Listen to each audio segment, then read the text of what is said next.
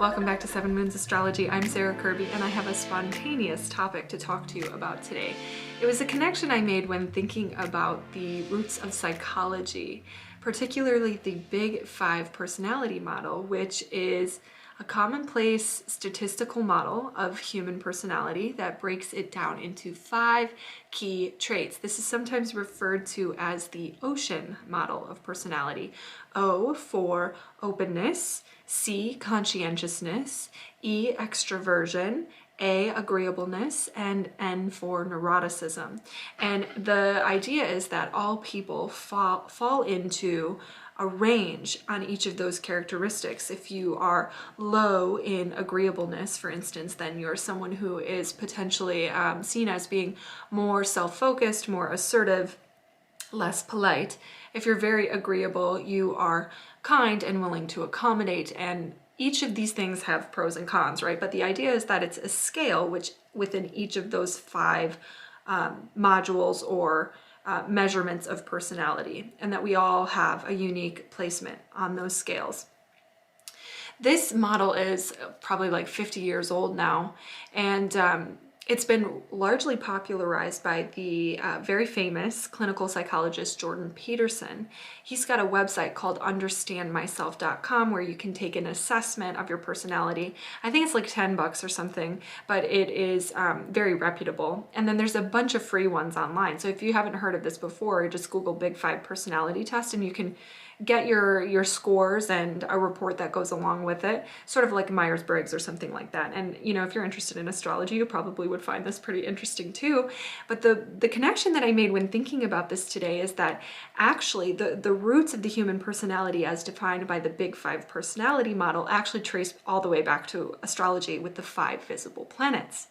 So in ancient astrology, before the discovery of Uranus and Neptune and Pluto, we had the 5 visible planets.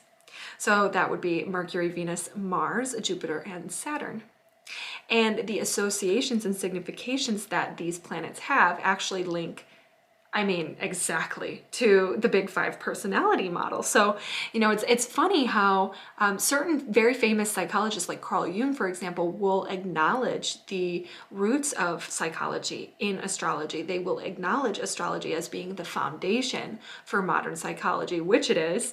And then others who are a little bit, let's say, more by the book scientific will kind of disregard and kind of cast out astrology as woo-woo thinking, when really I think that this thing that I'm going to tell you here really models it very, very clearly and very directly. So I'm going to share my screen and I want to talk to you about each of these traits for the Big Five personality in more detail. And then what we'll do is we'll talk about how that is very obviously connected to the 5 visible planets. So this is understandmyself.com. I'm not sponsored or anything like this. I've just purchased a report through them myself, and I look at my own personality on here and I find it really interesting. So this is one that I recommend if you've got the $10 to spend, and then otherwise, like I said, you can just Google Big Five personality to take a free one. But this is, you know, describes the background of this statistical model, and then once you've purchased and taken the assessment with the questions that it asks you, it's like pretty long, you get a report. And so you're going to see my personality a little bit here. And so I'm going to be outing myself for all my less than desirable traits here. But essentially agreeableness is the A. Okay, so let's do it in the order of ocean to keep it consistent here. So ocean, openness to experience. It's broken down into 2 factors, openness and intellect. Then we have conscientiousness, which is a measure of industriousness and orderliness in the personality. Agreeableness, which is a measure of compassion and politeness. Extroversion, enthusiasm and assertiveness. And neuroticism, withdrawal and volatility. An easier way to think of that is just like how anxious you are. So if we start with the O, I'll scroll down here. Openness to experience. So people who have high levels of openness to experience are extremely likely to be characterized by others as uncommonly smart, creative, exploratory, intelligent, and visionary. Strikingly interested in learning, constantly acquiring new abilities and skills. Curious, exploration, interested in abstract thinking, philosophy, the meaning of belief systems and ideologies, right?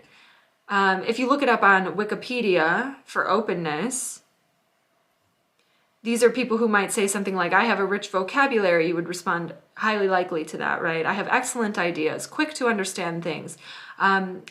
I like to seek out adventure, right? Intellectually curious, open to emotion, sensitive to beauty, willing to try new things,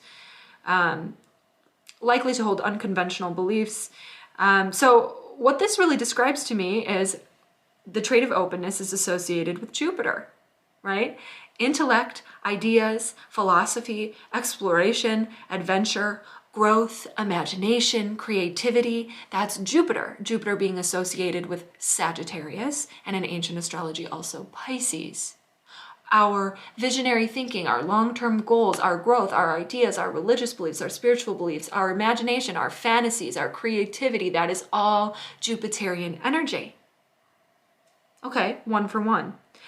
So if we move on to conscientiousness, okay, what's conscientiousness then?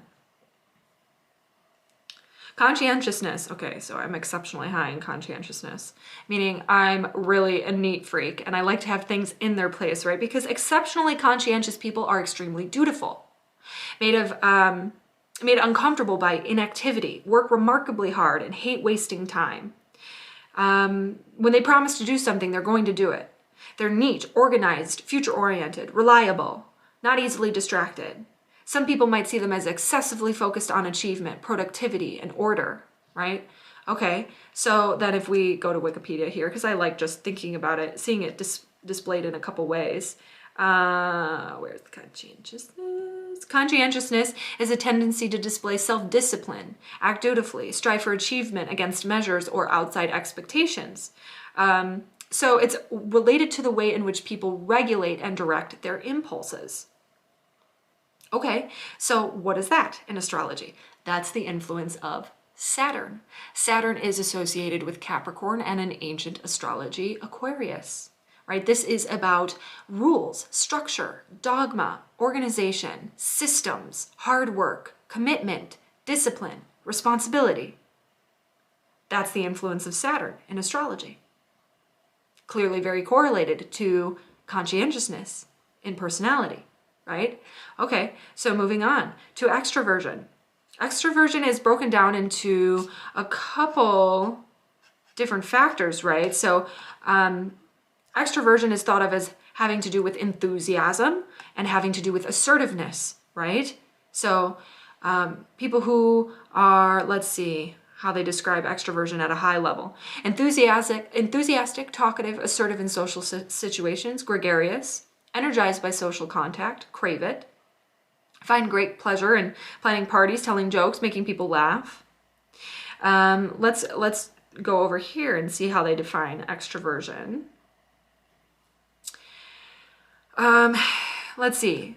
This trait is marked by pronounced engagement with the external world. They tend to be action-oriented, enthusiastic individuals, right? Well, what is this? Mars. Mars is all about our willpower, our action, our assertiveness. It's about the outward expenditure of energy. That's exactly what Mars is and represents in astrology through its correlation to Aries. And then signs like Scorpio is really interesting because Scorpio would be someone who you would probably break down to being low in enthusiasm, right? But higher in assertiveness, right? So they would still probably measure pretty high overall in extroversion, even if they were a little bit more reclusive, as Scorpios can tend to be. And that's actually because it's about the power and control dynamics associated with Mars, right? It's about power. That's that assertiveness component. So really, extroversion really feels like it's correlated to Mars. If we go to agreeableness, right? Agreeableness is all about relationships. I'm very low on agreeableness, which is interesting. Agreeableness, let's say people who are high in agreeableness are nice, compliant, nurturing, kind, naively trusting, conciliatory. They avoid conflict. They want to keep harmony, right? They want to keep harmony. when you look at someone who is agreeable. Another way of thinking about that would be to say that they have general concern for social harmony, they place great value in getting along with other people, generally considerate, kind, generous, trusting, and trustworthy, helpful, and willing to compromise their interests with others. So that to me is all about relationships and softness and feminine energy, right? It's that receptivity energy, and that's Venus by its correlation to Libra and Taurus. It's that warm-hearted, wanting to be soft and connected and sensual, and it's about pleasure and harmony and beauty and balance. That's what Venus is all about. So agreeableness as a human trait, as a human personality trait, is associated with Venus. Finally, we have neuroticism. Okay, so neuroticism, as defined by the Big Five personality model, is the primary dimension of negative emotion in the Big Five personality trait. It's a measure of general sensitivity to negative emotions such as pain, sadness, irritability, defensive anger, fear, and anxiety. Okay, so this one's a little bit more confusing to think about sometimes because people don't really like to say, well, hey, I'm like really neurotic. What does that even mean?